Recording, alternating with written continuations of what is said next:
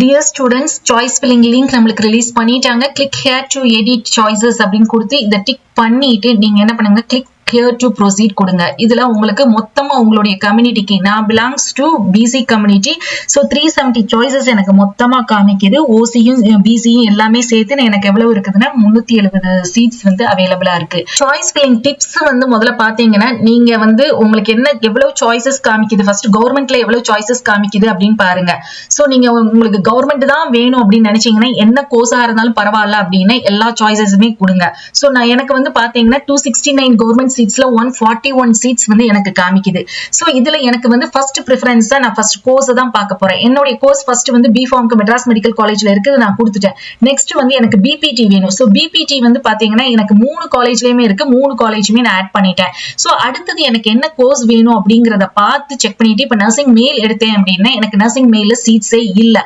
So இந்த மாதிரி நீங்க ஆர்டர் கொடுங்க.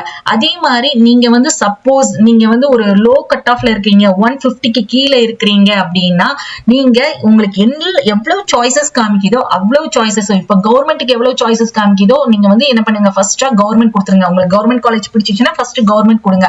இல்ல எனக்கு SF தான் வேணும் அப்படின்னா SF கொடுத்துருங்க. இப்ப எனக்கு வந்து என்ன பண்றேன் அப்படின்னா, நெக்ஸ்டா நான் SFல கொடுக்க போறேன். SFலயே என்னோட சாய்ஸஸ்க்கு ஃபர்ஸ்ட் பிஃபார்ம் தான் நான் கோர்ஸை வந்து ப்ரிஃபர் பண்ண போறேன். சோ பிஃபார்ம்ல எத்தனை காலேஜஸ் இருக்குதோ அத்தனை காலேஜஸ் எனக்கு பிடிச்ச மாதிரி இருக்கக்கூடிய காலேஜஸ் கொடுக்க போறேன். அதுக்கடுத்து பிபிடி கொடுக்க போறேன். சோ இந்த மாதிரி சாய்ஸ் ஃபில் பண்ணுங்க. லோ கட் ஆஃப்ல இருக்கக்கூடிய ஸ்டூடெண்ட்ஸ் நீங்க வந்து 150க்கு கீழே, 140க்கு கீழே அல்லது 130, 120ல கீழே இருக்கக்கூடிய ஸ்டூடெண்ட்ஸ் இதுல பார்ட்டிசிபேட் பண்றீங்க up to 71 வரைக்கும் அப்படின்னா, உங்களுக்கு எவ்வளவு சாய்ஸஸ் காமிக்குதோ அத்தனை சாய்ஸஸ்மே கொடுங்க. கண்டிப்பா ஏதாவது ஒரு காலேஜ்ல ஒரு சீட் வந்து அலாட் ஆகும். இது முக்கியமான சாய்ஸ் ஃபில்லிங்கோட டிப்ஸ். இந்த டிப்ஸை பேஸ் பண்ணி நீங்க வந்து என்ன பண்ணுங்கன்னா சாய்ஸ் ஃபில் பண்ணுங்க.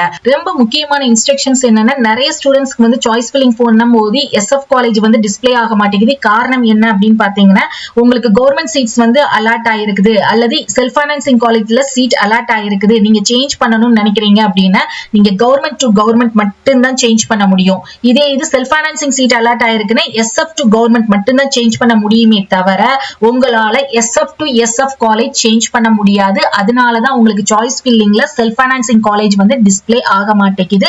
சோ இதை தெளிவா புரிஞ்சுக்கோங்க. அடுத்தது நீங்க வந்து இதுவரைக்கும் நான் வந்து கவுன்சிலிங் ரவுண்ட் 1லயும் பார்ட்டிசிபேட் பண்ணேன், எனக்கு ஒரு காலேஜ் கிடைச்சிச்சு, நான் காலேஜ்ல போய் ரிப்போர்ட் பண்ணல.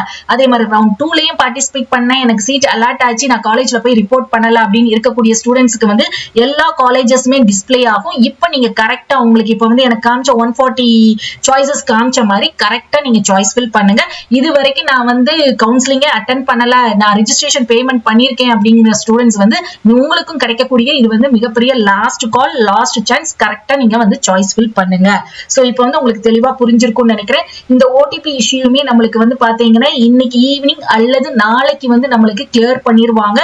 சோ நாளைக்கு வரைக்கும் நம்மளுக்கு சாய்ஸ் ஃபில்லிங் டைம் கொடுத்ததுனால நீங்க OTP-ய வந்து என்ன பண்ணுங்க, நாளைக்கு திருப்பியும் ஒரு தடவை செக் பண்ணி OTP போட்டு நீங்க சாய்ஸஸ் வந்து லாக் பண்ணிருங்க. பண்ண உடனே உங்களுடைய ஆர்டர் வந்து லிஸ்ட் கரெக்டா பண்ணிருக்கீங்களா அப்படிங்கறதையும் பார்த்து செக் பண்ணிக்கோங்க. சோ லோ கட் ஆஃப்ல இருக்கக்கூடிய ஸ்டூடெண்ட்ஸ் இந்த மாதிரி சாய்ஸ் ஃபில் பண்ணுங்க.